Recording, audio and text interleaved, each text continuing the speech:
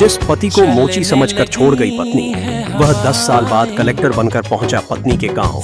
और फिर जो हुआ, दोपहर के ठीक 12 बजे थे। जून की तपती धूप गांव की कच्ची गलियों को तवे की तरह गर्म कर चुकी थी। हवा चल तो रही थी, लेकिन उसमें ठंडक नहीं, आग थी। गांव के लोग अपने अपने घरों में दुबके हुए। चौपाल पर बैठे बुजुर्ग भी आज जल्दी घर लौट गए थे।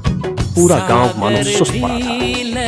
तभी अचानक गांव के बाहर वाली सड़क पर धूल का एक बड़ा गुबार उड़ता दिखाई दिया। कुछ बच्चों ने दूर से आती सफेद गाड़ियों को देखा तो शोर मचा दिया। अरे अरे, सरकारी गाड़ियां आ रही हैं। देखते ही देखते गांव के लोग घरों से बाहर निकलने लगे। औरतें अपने आंचल से धूप रोकते हुए दरवाजों पर आ खड़ी हुई। किसान खेतों से लौट आए। कुछ ही मिनटों में पंचायत भवन के सामने भीड़ जमा हो गई।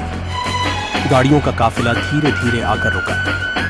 सबसे आगे वाली चमचमाती सफेद एसयूवी का दरवाजा खुला। एक लंबा, आत्मविश्वासी और प्रभावशाली युवक बाहर उतरा।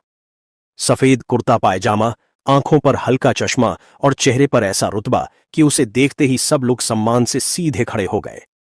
गांव के प्रधान ने झुककर उसका स्वागत किया। नमस्कार कलेक्टर साहब। यह सुनते ही भीड़ में खुसर पुसर शुरू हो गई। लेकिन उसी भीड़ में खड़ी एक महिला अचानक कांप उठी। उसके हाथ से पानी का लोटा गिर गया। आंखें फैल गईं, सांसें अटक गईं। वह अविश्वास से उस अधिकारी को घूर रही थी। उसके होंठ कांप रहे थे। वह बमुश्किल फुसफुसाई, राघव। हां, वह राघव ही था। वही राघव जिसे उसने 10 साल पहले यह कहकर छोड़ दिया था कि वह कभी कुछ नहीं बन सकता, क्योंकि वह एक मोची का बेटा है। आज वही राघव पूरे जिले का कलेक्टर बनकर उसके सामने खड़ा था। महिला का नाम सुनीता था। उसका दिल जोर जोर से धड़क रहा था। 10 साल पहले का हर दृश्य उसकी आंखों के सामने किसी फिल्म की तरह घूमने लगा। उसे वह दिन याद आ गया जब उसने पहली बार राघव को देखा था। तब राघव सिर्फ 17 साल का था। गांव के किनारे बनी एक छोटी सी झोपड़ी में रहता था। उसके पिता हरिराम गांव के सबसे पुराने मोची थे।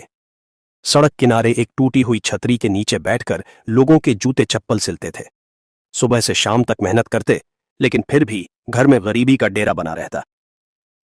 राघव बचपन से अपने पिता के साथ बैठता था। वह ग्राहकों के जूते साफ करता, धागे पकड़ाता और फटे हुए तलवों पर गोंद लगाता। लेकिन उसकी जिंदगी सिर्फ यहीं तक सीमित नहीं थी। उसके हाथों में भले ही जूते सिलने की सुई थी, मगर उसकी आंखों में बड़े बड़े सपने थे। वह गांव के सरकारी स्कूल में पढ़ता था और हमेशा अव्वल आता था।